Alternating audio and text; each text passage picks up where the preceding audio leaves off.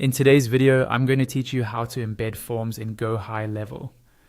We're going to walk through this step by step, so you can easily add an existing form to any funnel page inside your account. By the end, you'll know exactly where to click, how to place the form on the page, and how to make sure everything is live and ready to collect leads. First, log into your GoHighLevel account and go to your Launchpad. This is usually the main dashboard you see after logging in, where you can access all the tools for your location.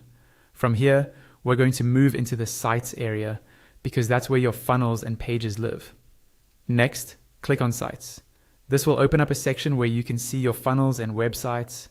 Make sure you're on the Funnels tab so you can find the specific funnel where you want to embed your form. Once you see the list of funnels, look for the one you want to use and click on the 3 dots next to that funnel. This opens up a small menu of actions you can take on that funnel. From that menu, click on Edit. This will take you into the funnel editor, where you can see all the steps or pages that belong to that funnel. Now, choose the funnel step where you want the form to appear. Find that step in the list and click on Edit for that specific step.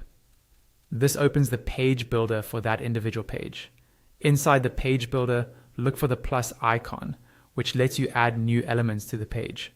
Click on the plus icon to open the Elements panel. In that panel, find and click on the Forms and Surveys section. This is where GoHighLevel groups anything related to forms. Within that section, look for the option called Add Existing Form, click and drag. Add existing form onto the page and drop it where you want the form to appear. You can place it in a new row or inside an existing section, depending on your layout. Once the placeholder is on the page, click into it.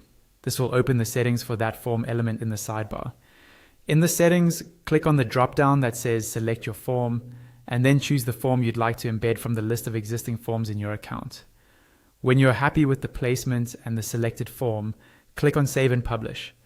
This saves your changes and pushes them live, so visitors can now see and submit the form on that funnel page.